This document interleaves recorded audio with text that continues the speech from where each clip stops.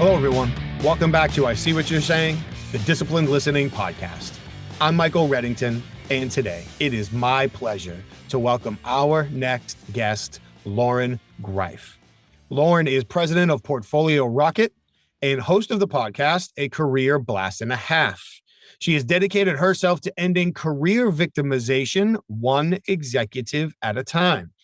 She supports executives in their career search, whether it is transition or looking to take the next step, whatever it might be. She does a great job working with them, helping them develop strategies, techniques, and approaches to land their career job, and in some cases, position themselves for jobs that they didn't know they were available for or otherwise wouldn't have been considered. And today, I'm really excited to talk about a wide range of topics with her, including how to be a great interviewee, how to keep your interviewer from zoning out on you in the middle of the conversation, which is the time they most likely are, and how to develop communication agility, among a lot of other topics that I'm really excited to get to. But before we do, I want to make sure, as always, we thank our sponsors. First, we thank HumanTel. Please, if you are interested in learning how to accurately evaluate how somebody's emotions are changing based on their shifting facial expressions, head over to humantel.com and enter the code INQUASIVE25 for 25% off all of their best-in-class online training programs. I recommend it. I've done it myself. That's humantel.com, INQUASIVE25 for 25% off all of their online training for accurately reading changing behavior through body language and facial expressions within the context of the situation. If you're looking to learn more about emotional intelligence, please head over to ei-magazine.com and look at the growing catalog Emotional Intelligence Magazine has of resources, including podcasts, books, interviews, articles, online, cohort, in-person training, so many things that have going on there at ei-magazine.com. And of course, for the professional interviewers, please head over to certifiedinterviewer.com for all things related to the International Association of Interviewers.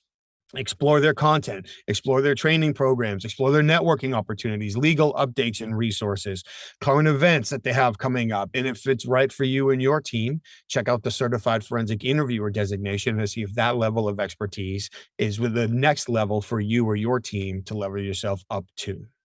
Once again, thank you all so much for taking the time to be here and listen to this conversation today. I truly appreciate it. So without further ado, I introduce to you, Loren Greiff. Good morning, Loren. It is so great to see you. I can't thank you enough for taking the time to have this conversation with me today. How are you? Never better. Never better. Happy Friday. Hello, listeners, and an honor to be here, Michael. Thank you so much.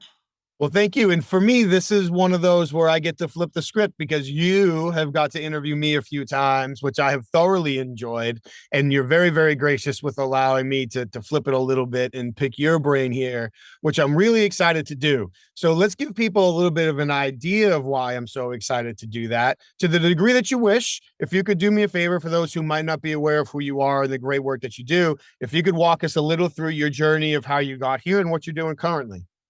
Absolutely. So first of all, my name is Loren Greiff. I say that not only so you know me, but because I have a funny spelling to my last name. So please don't say grief. And I am today the founder of Portfolio Rocket. And I am on a mission to end career victimization one executive at a time. So I'm going to rewind just a little bit to bring you to how I got to where I am now. And the long story short is that I've been in the career space for close to 30 years. I have always been fascinated with what lights people up, how they are able to navigate through challenging market conditions. I've hired people through recessions and pandemics and all of this stuff. And what is it that separates some candidates from being a hot commodity and others that are stuck? So we see this all the time. And back in 2019, I was working for the big guys, one of those big fancy schmancy executive recruiting firms. And I ended up sending an email to a client who, by the way, was also the founder of a pornography site. And in the email, I signed it off and said, yippee, because I was so excited. He was down to 2 candidates to make a chief marketing officer decision. And at that point, I got a hard knock on my door, and it was my boss. And she said, well, we need to talk about your email. And I misinterpreted that and thought she was so excited because we were about to close a huge deal. And she said, we're going to put you on a performance plan. And I said, well, what for? And she said, well, that language is unprofessional. And I realized, you know what? I don't belong here. And I don't even think I want to belong here. I don't know where I belong. And that immediate confusion, anger became my catalyst. And I say that in a very empathic way, because we all have felt like, God, it didn't work out the way I wanted it to. And after all that anger had subsided, I realized that the mission and what I was really here to do was to aggregate a lot of the BS that was happening in the hiring market and to help candidates to be seen as not only stronger candidates and create that competitive wedge, but mostly to help them to learn something so that they don't repeat the cycle of going back and being victimized all over again. Well, thank you for sharing that. That's actually a story that I hadn't heard before in all of our conversations. And I've got to say, of all the words I've dreaded accidentally saying that could get me immediately fired, yippee has never made the list. Exactly. Exactly. So you never know. Of course, today I'm going yippee, like in the real way. Yes, because it was certainly a win for you and so many of the people that you've helped along the way. And yeah, if we're going to be that rigid about how we talk to people and limiting our excitement, that's a conversation for another day. I do think that is a reasonable segue to one of the things that I really was interested in talking to you about. And I know you help candidates a lot, and I want to spend a lot of this time really focusing on things that we can do to help candidates become stronger communicators and more confident and better observers throughout the interview process. But before we get into that, I would like to touch on the interview piece for a second as well, because many of the executives who might be listening to this conversation may have been or could be candidates. They also could be interviewers as well. So they're experiencing it from both sides. My personal belief, and I'm certainly interested to hear your opinion on this, is that there are a series of bad habits, false assumptions, ineffective techniques that interviewers use to reinforce some of these limitations that are often put on great candidates. So if you don't mind, I'd kind of like to start here. From your perspective, what are some of the likely unintentional obstacles or limitations successful executives create for themselves during the interview process when they're looking to hire candidates? So from the hiring manager's perspective, again, not all hiring managers are great interviewers, which is the question behind the question, right? Like, what do you do when you have a hiring manager and they're a horrible interviewer? So there's good news and bad news to this. Regardless of whatever kind of interviewer they are, you need to be a good interviewee. So you cannot let that person override the reason why you're there. Because otherwise, again, you'll go back to saying, well, they were just a crappy interviewer, and that won't move your needle in terms of where you need to go. For those who are on the interviewer side, you hiring manager out there, my goodness, you are going to not just screw yourself over if you are not prepared. And when I say that, please, before you get into that conversation, remember that the experience that is happening for the candidate is a reflection of both you and the company that you represent. meaning that once they have a bad candidate experience, it's bigger than just that interview per se. Who knows? They may go to Glassdoor. They may, talk about it on LinkedIn. But at the end of the day, that's a responsibility that you have, because your job as the hiring manager is to find the best candidate in the shortest amount of time. And if you're not treating that as a serious piece of your business, you cannot expect anybody to have respect for the role and or the organization that you are representing. So very important that it's bigger than just, hey, we're going to wing it, because that's just plain old disrespectful. The second thing is, I would really encourage any hiring manager to be very clear, not on what is listed on the job description, a bunch of skills and qualifications, but to really communicate what the real problem is. Why is this job open? Why will hiring this person change revenue? Why will it change level of efficiency? What will it mean a year from now when everyone's celebrating a big win? So you need to help this candidate understand, yes, of course, they're responsible for asking questions, but give them a bigger bite over what their impact is going to mean to them. Because if you just lean into that job description, you are promoting more average. Because everybody who is in that queue, in theory, has those skills and qualifications. So help them understand what their impact is going to drive and where their role is going to be so instrumental today, maybe 3 years from now, who knows? But we know that that interview process is just the tipping point of what's happening to come. That's a great point. And within those job descriptions themselves, which is probably a whole nother conversation, make sure the job descriptions are actually descriptive of what we're looking to find and why. Not only do we fall prey to them in the interview process, but am I really looking for someone with 10 years experience, or am I looking for someone with the skills and attributes I believe it might take 10 years of experience to develop? Those are two entirely different things. And all too often that interview process ends up being more exclusive. How do I get people out of the way, as opposed to more inclusive? How do I truly identify the people who have the skills and attributes necessary to achieve the outcomes that I require? Which I just want to chime in here and say, I despise job descriptions. Let me be really clear about that in terms of communication.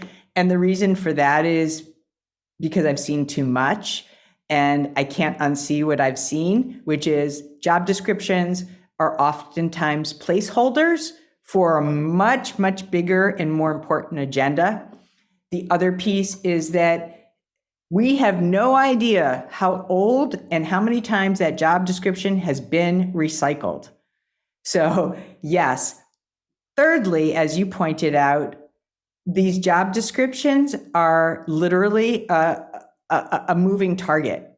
It was this, and now it's this, but there's always, and I'm going to really dig my feet in here, there's always more to it. Because if your job description a year from now was what it was when you started, that would be less than 1%. There's job creep, there's things that happen. You as the candidate are responsible for understanding what's around the corner and down the block, but also from a hiring perspective, you want to make sure that the game of telephone between the person that wrote the job description and the person that's hiring for the description are if they are not clear on the job description, then fill in the blanks. Fill in the blanks. Which is a great setup for something you said earlier that I'd love to get back to, which is the concept of being a good interviewee. So because there is a responsibility, and something that you mentioned is earlier as well, it's too easy for any candidate to walk away, or really anybody that's participated in any conversation, and feel like, well, I didn't get the outcome I wanted, but it's not my fault. The other person wasn't prepared. The other person didn't see. The other person didn't understand. They didn't ask the right questions to get my skills and expertise out. while all of those things might be true, it is our responsibility to get those skills, expertise, attributes out and tie them into what the interviewer or the organization is trying to achieve, solve the riddle for them. So, how do people, especially executives, work at becoming a great interviewee? Okay. So I'm going to back up on two quick things because I think that they're important contextually. First of all, I'm going to bring in science. I know you're a little bit of a science geek, and so am I. So our brain works in a very specific manner, and it's not you as an interviewer. I'm talking about all humans. We remember, this is the sequencing effect. We remember the beginning and the end of any sequence, book, movie, song, this, that.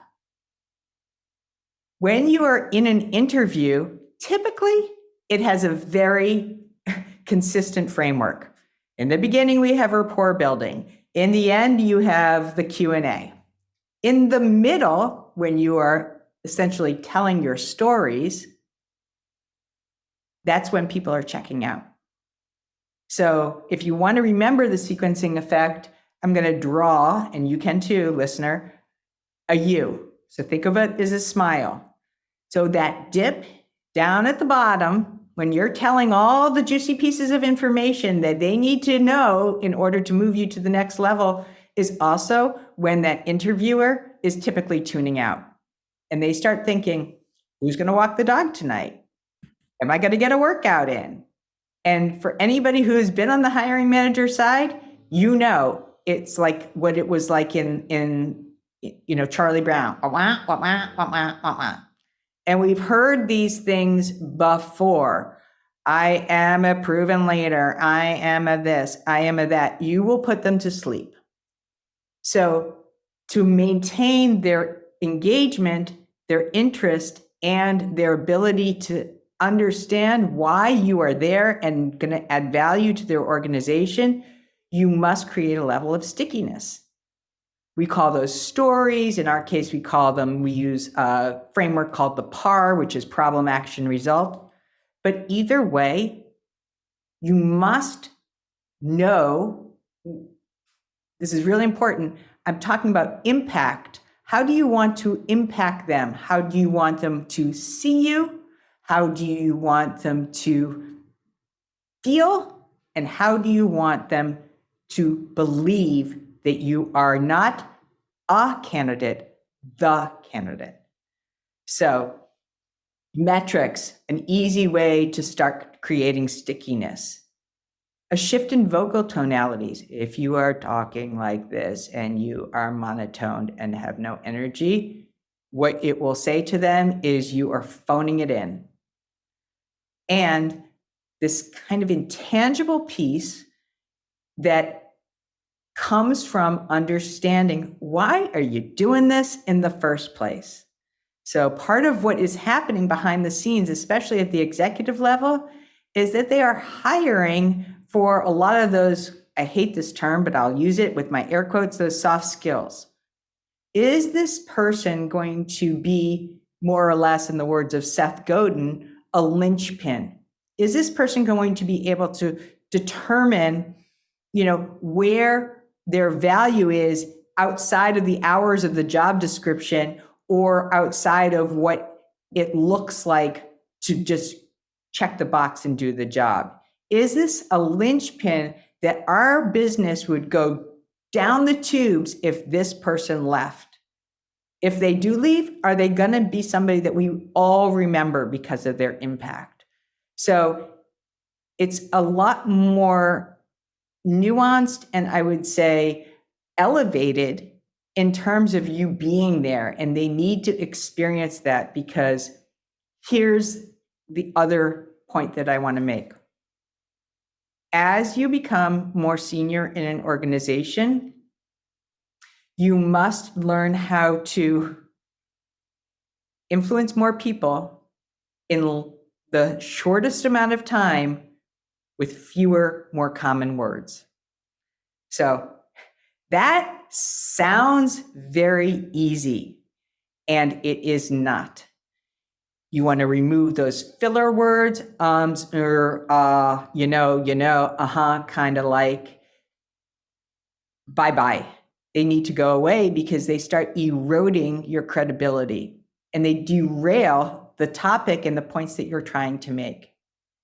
The other piece that's critical is you need to think, if this person put me in front of a board or was the face of a company for some other public-facing reason, am I going to be able to deliver a succinct message that's going to mobilize a larger body of people? So think bigger, but also keep it clean and concise.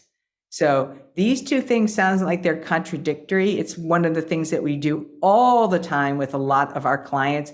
And if you really want to test yourself and do this at home, record yourself.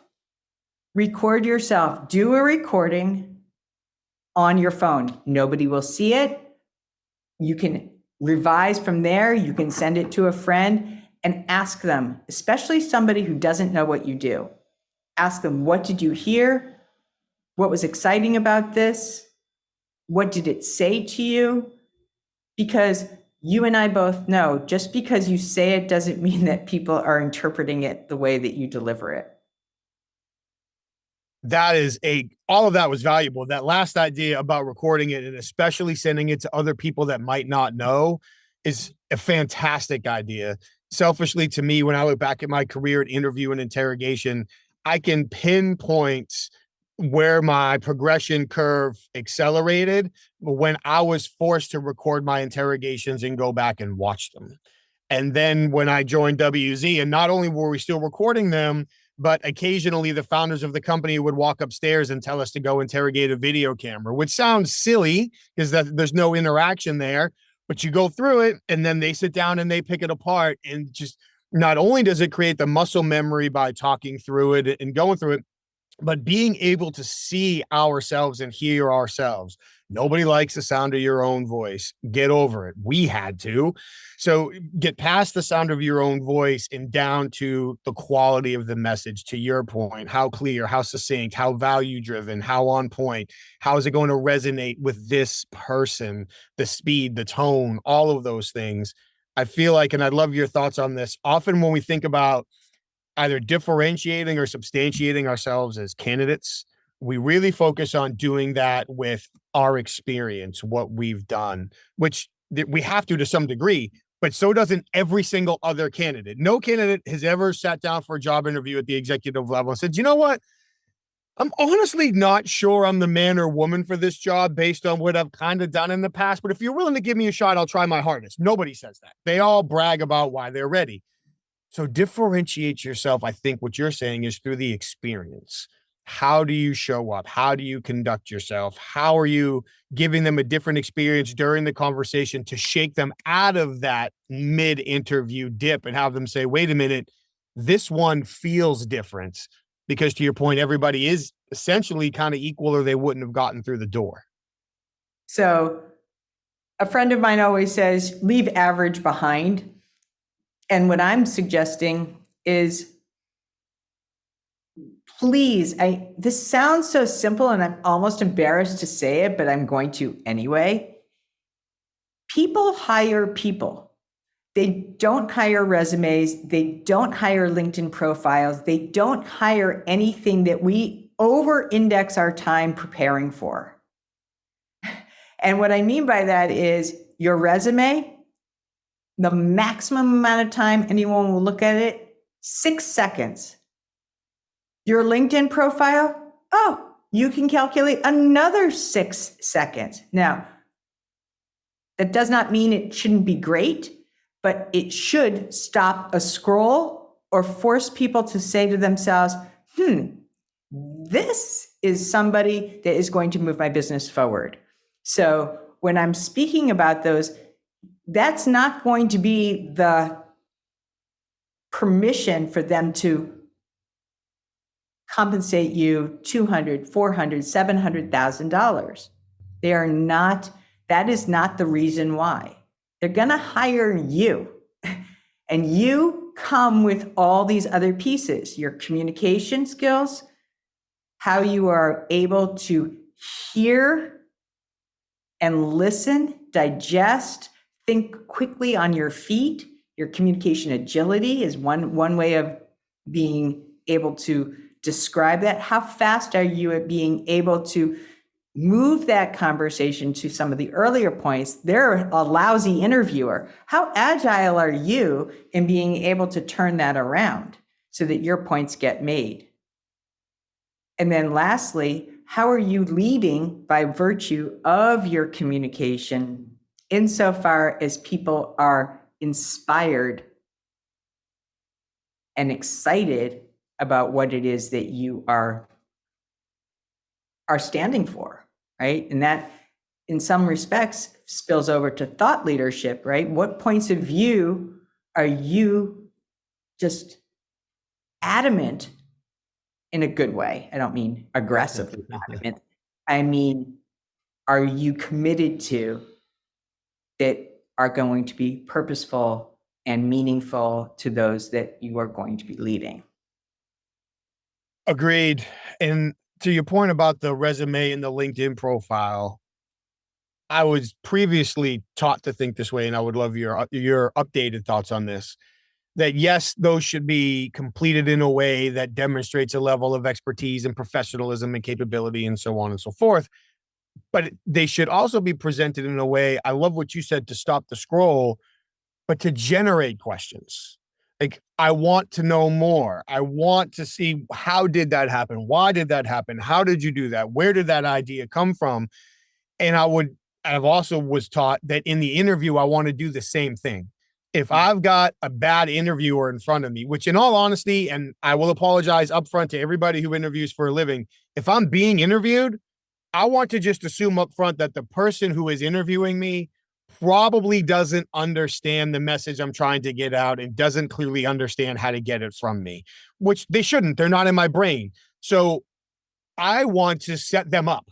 I want to give them answers where the next question is obvious. I want to give them the opportunity to feel like the hero of the conversation because I'm stopping a little bit short, or I'm feeding something in that I want to get to. So I'm curious if I'm in line with that, one. And two, what are some of the techniques you work with your clients to set them up, either in the documentation or in the interview, to be successful with those techniques?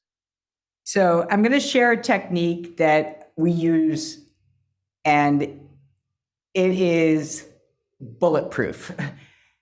We call it show me, you know me.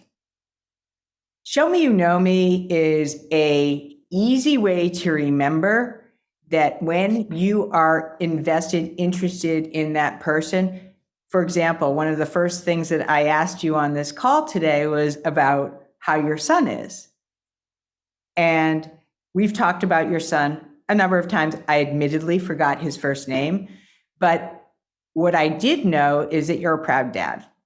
Now, lots of people have kids, right? It's an easy win, but I did not, and this wasn't like a form of manipulation or anything. I would do this no matter what, no matter when, because taking an interest in that other person and doing some show me, you know me ahead of time, and I'm going to give you some specific examples in a minute, can set the tone of that interview in a completely different and way more meaningful direction.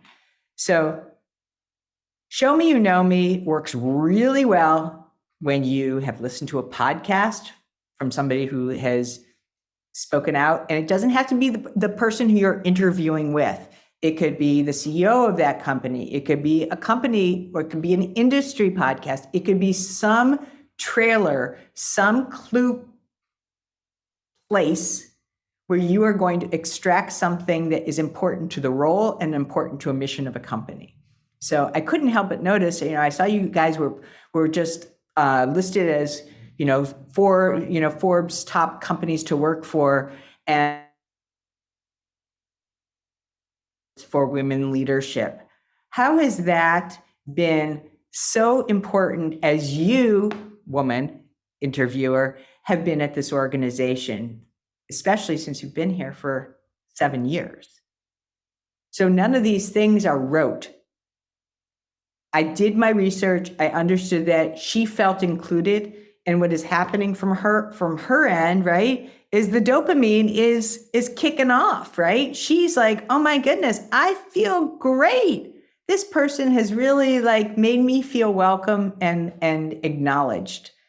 And so that's such an easy way. And by the way, this is a wonderful application in networking. We use this all the time. And it should never be in the spirit of how can I get something? Of course not. This is when you are really clear and have a genuine interest in building a relationship with whoever that person is. And that would apply to interviews too, because oftentimes you may not get that role, but you can build a relationship, and you would be shocked and surprised at how fruitful that can be going forward. Oh, for sure. Recruiters know each other. Other positions become available. The recruiter or hiring manager leaves that company and goes somewhere else. The candidate they hire turns out to be a fraud, or their husband or wife gets a job and they have to move. Like, I'm not saying we always want to be plan B, but there's lots of other potential opportunities for this to work out. And by the way, I didn't in any way, shape, or form take you using the technique in a negative way. Please don't apologize at all. They are very real techniques that serve positive means when they're used authentically in real relationships. There's nothing manipulative or negative about that at all. Excuse me. And I forget names all the time. I'm scared to death of having to remember names. That's like my biggest thing. But your point about show me, you know me, and demonstrating it often a little bit subtly, that I've done my research, that there is a connection here, not just being, so I spent last night 3.5 hours on your website and I read all these articles and here's what I found. Like, we're not talking about being a stalker, right? You don't want to, that's not where we're going. We're going with the true and meaningful reason for why you're there. Because if you are looking for a job, and I'm going to say this from our point of view for our clients are not looking for JOBs. I have taken JOBs. I've done all the things. I've, been a waitress. I've worked it, and there were times in my life where that was the right thing to do. If you are at a senior level and you are deliberate about what your next career ideas are, and you are looking for some kind of move or some kind of big swing to this part of your life called a career where you're looking for impact, you want to demonstrate that it is more than just a transaction. Certainly. And to that point, like the example I was going to give, I was at a networking event this late summer, so not that long ago. And if people aren't watching this or have never seen a picture of me, I'm bald, like all the way bald, have been for a long time. And when I walked into that meeting, I was speaking at it, so I was there early to set up. One of the people involved like marches up to me with a big smile on his face. He's also bald. And with this giant smile says, "Hey, I see we go to the same barber." And in the back of my mind, I'm like, I don't see you in my bathroom every morning, dude. Like, hey, how are you? Nice to meet you, man. And I just sidestep him and keep on walking, which could be a personality flaw on my part. That's a conversation for another day. But those like terribly obvious, superficial attempts to act like you know somebody do way more damage than they actually provide help. Well, I was living and working around New York City, not I was in Jersey, but around New York City. And I was visiting one location, speaking with the executive in charge, and he had a die-cast model of a 67 Corvette behind him on the shelf. And I knew him. Like, so I wasn't interviewing for the job or anything like that. We were just talking. And I just happened to say to him, I can't imagine there's too many places to park a 67 Corvette in New York City. He looks at me and laughs and said, "You know why I've got that up there?" It's like, why? He's like, "I don't know anything about Corvettes, but that's how I get people out of my office. Because if they sit down, and the first thing they start doing is try to chat me up about that Corvette, I know they're trying to manipulate me." And I've never forgotten that. And I don't know how many executives would do that, but in my opinion, that's a good technique for cutting through the superficial. I didn't do my research. I'm not trying to create an authentic relationship. I'm trying to manufacture rapport that doesn't currently exist to take advantage of the situation. So considering so many, great. Ooh, I like that. yeah, I've never forgot that. And when I work with sales teams all the time, I'm like, slow down, because I know at least one dude that's out there doing that. So let's be more prepared and be careful. But when we think about executives looking for positions, some are introverted, some are extroverted, some are analytical, some are innovative, some are men, some are women, some are old, some are young, some have great educations, like collegiate education, some are more experientially educated. None of these things make somebody more or less qualified than the other, but all of them can weigh on our minds as candidates. I might not be enough of this. I might be too much of that. So I guess I'll ask this in two ways. Not a good way to ask a question, but I'm halfway there. How have you worked with candidates, and what techniques have you seen that are successful in helping executive level candidates cut through that mental trash and focus on showcasing their potential? I'm so glad that you asked this question, because you're not only correct, but they're also in the minds of many, many candidates on the market. They are buying into the hall pass, that they are an introvert, so they can't network. They're not great writers, so they can't write content. So first of all, that head trash it's killing you, right? It is killing your chances, because one of the challenges that most job seekers have is that they confuse reputation with visibility. And what I mean by that is people are not going to go and pluck you out of obscurity and start going and finding you if they can't see you. The world is too cluttered and clouded to be able to identify great candidates, and job boards and online, application trick systems have a very low yield, more specifically 1.2%.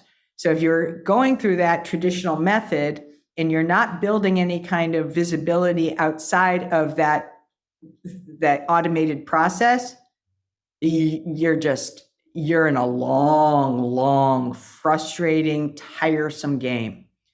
So the first thing is work with what you have. Private. So I guess I'm one of those ambiverts. Most people think, oh, you're so outgoing, it's so easy for you. I still get scared out of my tree all the time. So it's not like, even if you are an extrovert, doesn't mean you're always fearless. So don't make it an excuse for why you can't do this or that. Ask yourself what you can do. If you don't like writing content, commenting is so valuable. Curate a list of people who are either in your industry or companies that you're excited about and give to them. Share your thought leadership through your comments. Separately, if you think that you are not eligible for networking, for some reason you have an exemption card, guess what? You can learn this. It is not difficult. But as we talked about earlier, if you want that dopamine rush to be ignited for somebody else, all you need to do is ask a couple of good questions. Because once you ask those questions, they're going to set fire to what it is that they have going on, because people like to talk about themselves. So if you can spark that and have them start talking about themselves, pressure's off you. And guess what? They're going to walk away and they're going to say, that was one of the best conversations I ever had, and you didn't say very much. So work with what you have and be clear, and ideally be at peace with what it is that are your levels of deficiency or perceived deficiency, and then lean into your strengths. Some people are great writers. Some people are great on video. Some people are amazing at storytelling. But no matter where you start, you can learn and improve I mean, I'm constantly reworking areas of my content or developing new techniques around interviewing or establishing other types of communication styles that are going to be a good match for the audience that I'm in front of, whoever that is. And that continuous development is key for all of us. All And of I believe I'm speaking for you here when I say there are people who really are introverts and it's okay to be introverts. We're not saying don't be an introvert. For me, I am introverted to the point of antisocial in many situations, but there are a few where, based on experience, confidence, knowledge, whatever, then I can be more extroverted in. But just because you and I are having this conversation nice and easy right now doesn't mean if you put us in different environments, it would feel the same way. So it's important that for introverts to be introverted, but like you said, not to use it as a crutch. One of the things that we like to say is anytime someone says the phrase, I can't, like, I can't do that, they're leaving one word out of that sentence: easily. Mm-hmm. Ooh, that's And good. the reason why they're saying they can't do it is because in their mind, the perceived physical work or cognitive work or emotional work that's necessary to get over that hump isn't worth the reward that they believe they would get for it. So if I have to do all this stuff and I still might not get the job I want, well, I can't do that. It's an easy way to rationalize that type of behavior change away.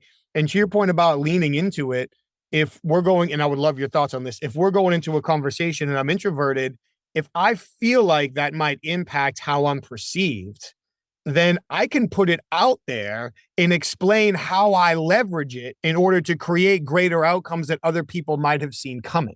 So I wouldn't open up with that. Well, thank you for talking to me today, Lauren. Before we start, you should probably know I'm an introvert, but I don't want to cut it off at the pass. Just somewhere in the conversation, when it fits a question I'm asked, I can answer the question first and then Mhm. say, well, in a moment of self-reflection, if it's not already obvious, I am a bit introverted, which people might not typically expect for somebody in this role. However, I have found that it has given me the power of listening, introspection, problem solving, connecting with people offline to resolve interpersonal differences, whatever it is at that point. So being authentic to yourself and, to your point, making it a strength is a really important opportunity.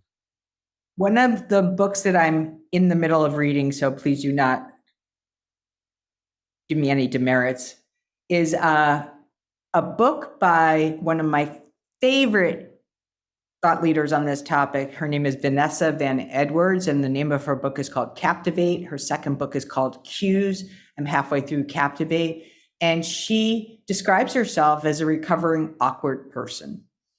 And I don't necessarily define myself as an awkward person. I have awkward moments, that's for sure. And I think we all do.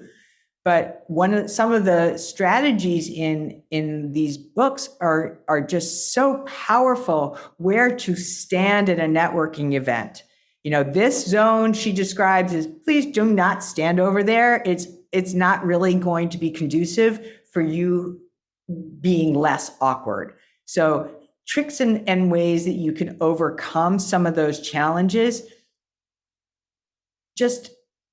I want to make you promise me, listeners, that you won't default into some of the weaker points and that you'll level up to some of the areas that are going to make you stronger, because that really is where a lot of that happiness and fulfillment will lie.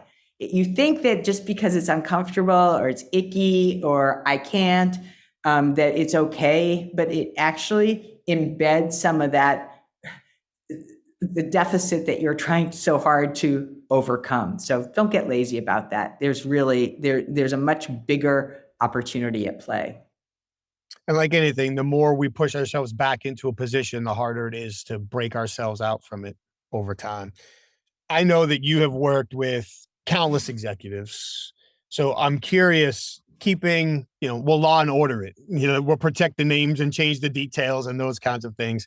But as you reflect on your career and helping executives land their dream job, and maybe you overcome some of this head trash and obstacles that either they put in their way or are put in the way by others, what are some of the more profound examples that you can share to potentially help people motivate themselves to say, hey, I can do this too. I can create these breakthroughs. I'm so, this timing could not be more impeccable, because right before this call, I will protect the name. I was on the call with a former client of mine. We're just going to call him Gabriel for right now.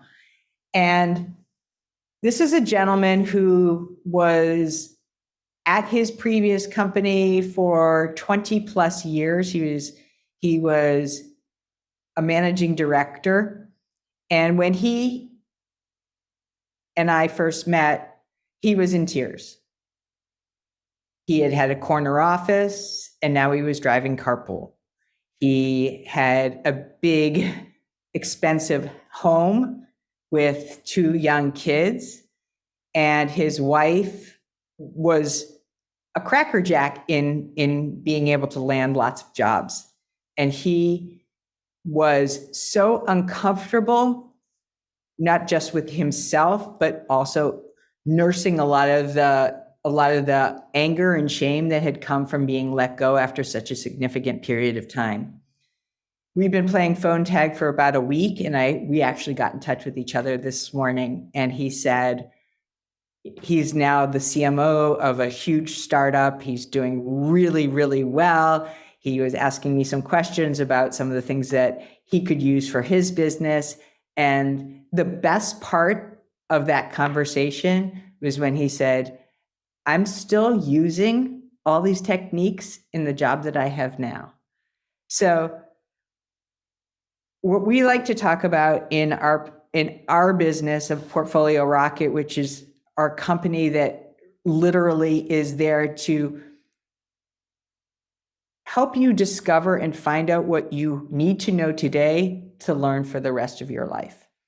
Because if you just go about your search as a one and done, or I'm just going to get that job and all that kind of stuff, with the rate of the C-suite churn, which has never been faster, the likelihood that you will be back on the market in another 2-3 years, your fault or not, is highly likely.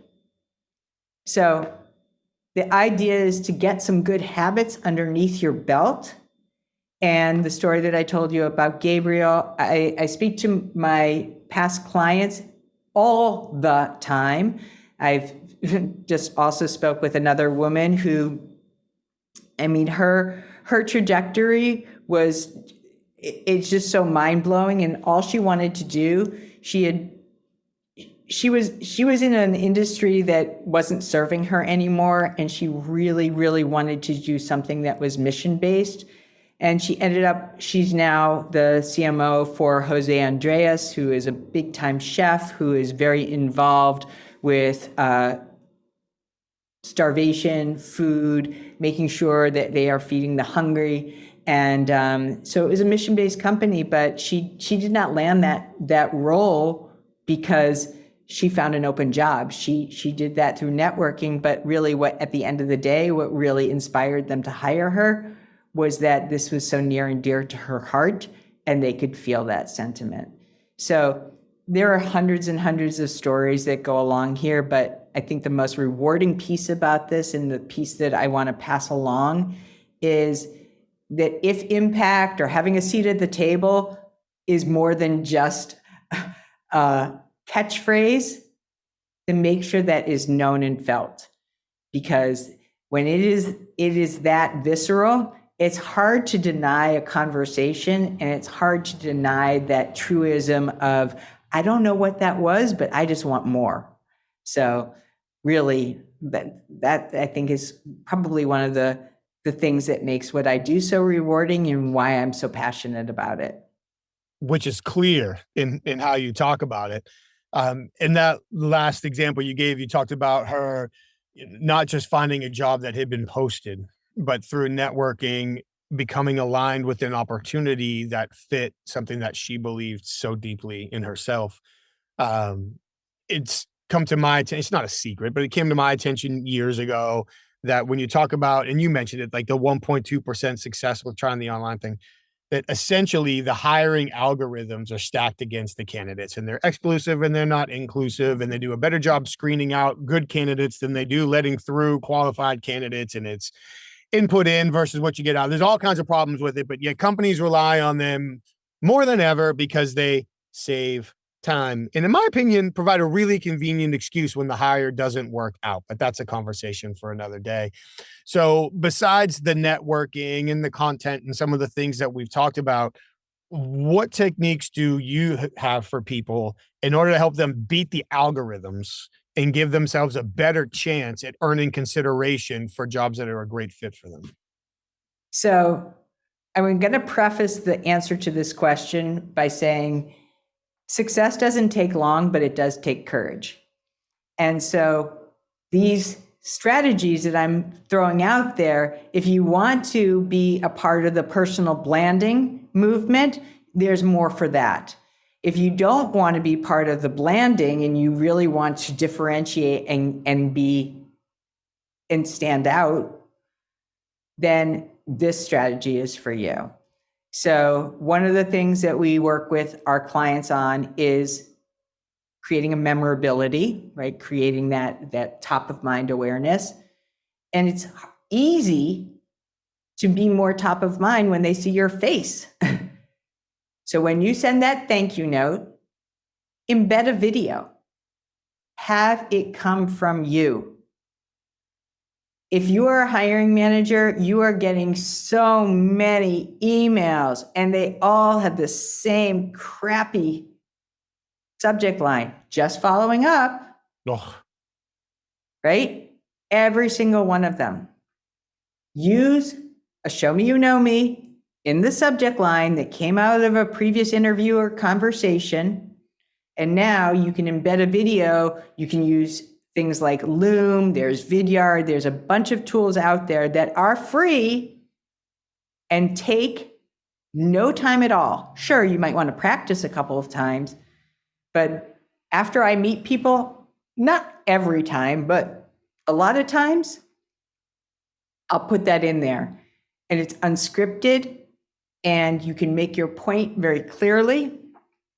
One of the challenges with emails is that the understanding of an email is that there's work to do. I think you're going to ask me for something. I'm going to have to read it. I'm going to have to, wade through all of this information. When somebody's talking to you, it's like work free. It's fun. It's engaging. I remember it because let's face it, how many video follow-ups are they going to get? Not a lot. Not a lot.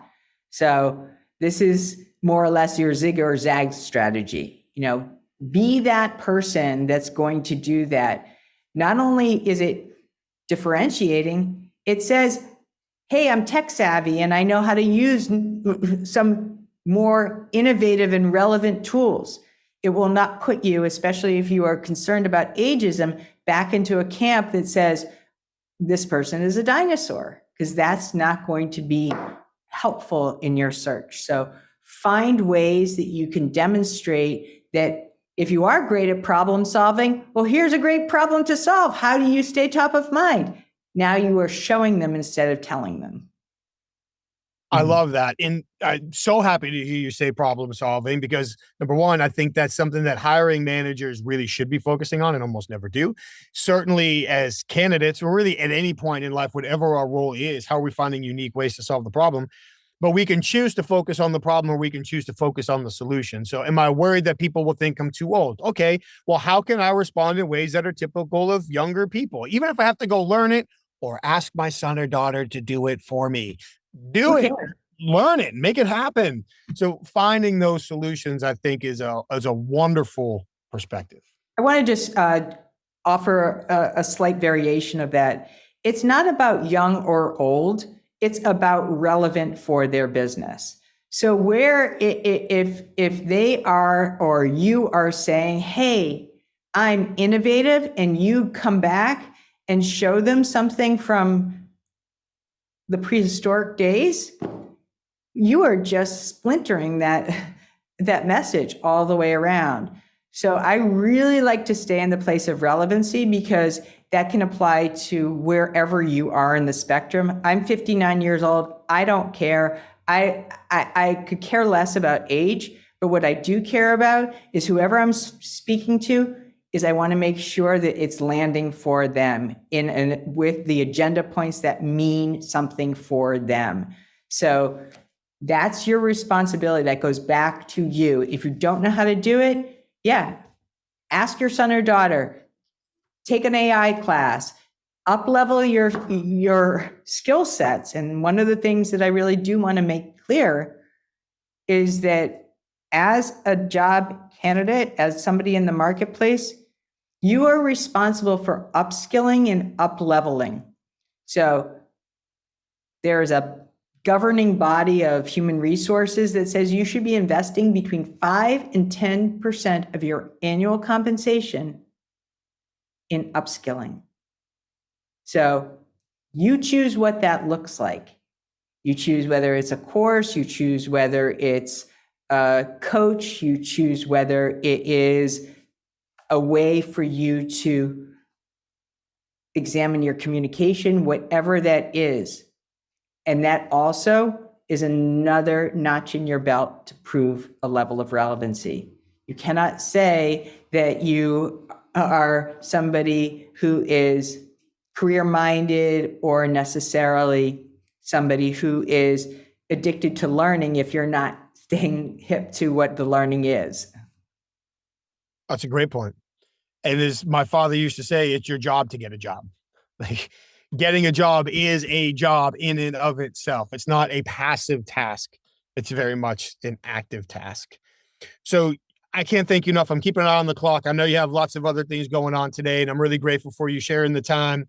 You have shared so many ideas, strategies, and insights in the last hour or so.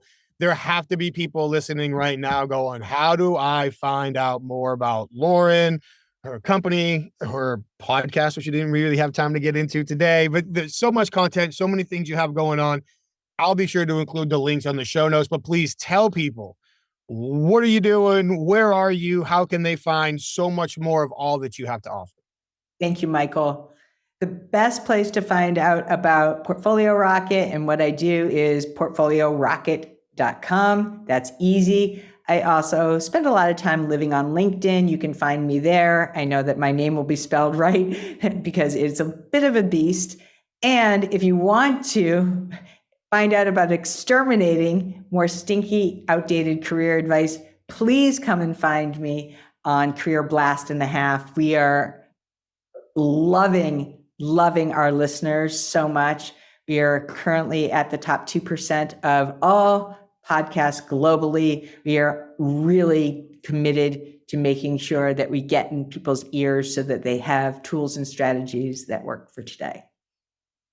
And I can vouch. You do a fantastic job interviewing your guests, and you got a lot of tools to help people support their journey. Really, and I'm biased on this, of course, but as you said earlier in the example you gave with the man we will call Gabriel, that the skills and techniques that we're apply to so many things outside of just a job search. Thank you again. Oh, thank you. I can't thank you enough for your time. What a great conversation. It was so wonderful to see you. Please stay safe, keep in touch, and I can't wait to continue the conversation another time. Thank you so much. Loren, thank you so much for such a wonderful conversation. I appreciate all of those insights and examples that you shared with us today. The strategic techniques, the tactical approaches, so much wealth in that conversation. I truly appreciate it. I love the idea of being sticky and being memorable. The sequencing effect, so important to consider in our conversations. Show me that you know me. What a great concept. And I really love the idea of not mistaking reputation for visibility. I think that's a really important to call out as well. So Loren, thank you so much for another great conversation. I'll be sure to include all the links to her resources in the show notes below. Of course, before we go, we want to thank our sponsors, HumanTel. One more time, head over to humantel.com and enter the code INQUASIVE25 for 25% off all of their best-in-class online training to recognize how shifting facial expressions equate to shifting emotions and what that might mean for you in the context of your conversations. I highly recommend it. I've done all the training myself. Head over to ei-magazine.com for Emotional Intelligence Magazine for their library of emotional intelligence resources, books, articles, podcasts, videos, interviews, online training cohorts, in-person events. Find it all at Emotional Intelligence Magazine. And of course, for the professional interviewers who are listening, please head over to certifiedinterviewer.com. That's where you can find all the resources about joining the International Association of Interviewers. All their online training, all of their networking opportunities, all of their legal and support resources, everything you would need is there, as well as all of the information if you are considering earning your certified forensic interviewer designation and leveling up to that designation of expertise. So find it all there at certifiedinterviewer.com. Of course, thanks to every single one of you for taking the time to listen to our conversation again today. We truly appreciate you being here, following along, listening to each conversation. Hopefully you are getting as much or more from it than I am. Truly enjoying these conversations. Thank you. I would love to hear your feedback. Please comment, share, let us know any questions that you have. What would you like to see more, hear more or less of? We'd be happy to share it. And of course, we appreciate you doing the things the algorithms ask us to do. Like the show, share the show, subscribe to the show, comment on the show, all of those things. We do truly appreciate it. As always, thank you again for being here with us. We'll see you next time. Please stay safe and take care of each other.